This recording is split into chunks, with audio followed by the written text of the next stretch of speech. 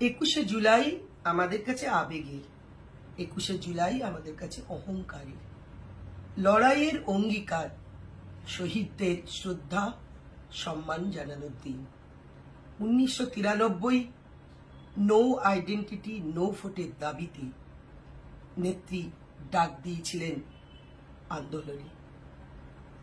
সেদিন লাখো লাখো মানুষ, হাজার হাজার মানুষ কলকাতার রাজপথে জড়ো হয়েছিল। তৎকালীন সরকারের পুলিশ বাহিনী গুলি করে হত্যা করেছিল নেত্রীর 13 জন সহকর্মীকে।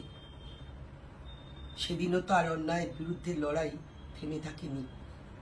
আজও আমাদের নেত্রী লড়াই করে যাচ্ছেন বিজেপির জল্লাদ বাহিনীর বিরুদ্ধে।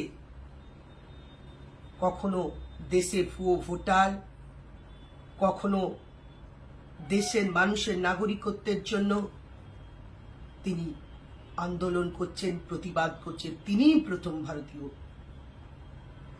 জনবিরোধী, সংবিধান বিরোধী, গণতন্ত্র বিরোধী এবং বাংলা বিরোধীরা ছলে বলে কৌশলে বাংলাকে দখল নিতে চাইছে।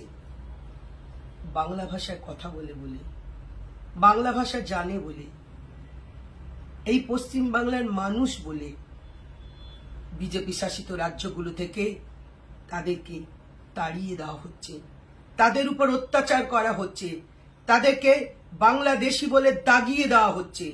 ভোটার কার্ড, আধার কার্ড দেখানোর পরও তাদেরকে অ্যারেস্ট করা হচ্ছে, কখনো কখনো বাংলাদেশেও পাঠিয়ে দেওয়া হচ্ছে।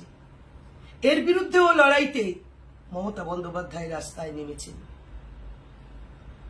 দিদির হাতকে শক্ত করতে। আসুন আমরা কাঁধে কাঁধ মিলিয়ে, হাতে হাত মিলিয়ে, পায়ে পা মিলিয়ে 21শে জুলাই ধর্মতলায় সবাই সমবেত হই। নেত্রীর বক্তব্য শুনি, নেত্রীর নির্দেশ নিই।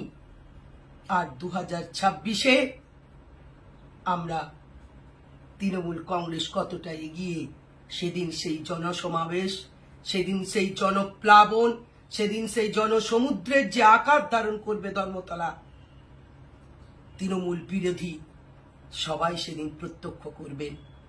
আমি বিশ্বাস করি সেদিন তারা বুঝতে পারবেন বাংলার ঘরে ঘরে মা ও বোনেরা ঐক্যবদ্ধ আছে, বাংলার ঘরে ঘরে ছাত্র যুব সমাজ ঐক্যবদ্ধ আছে, বাংলার খেটে খাওয়া দরিদ্র দিনমজুর শ্রমিক সর্বোপরি আম জনতা ঐক্যবদ্ধ হয়েছে।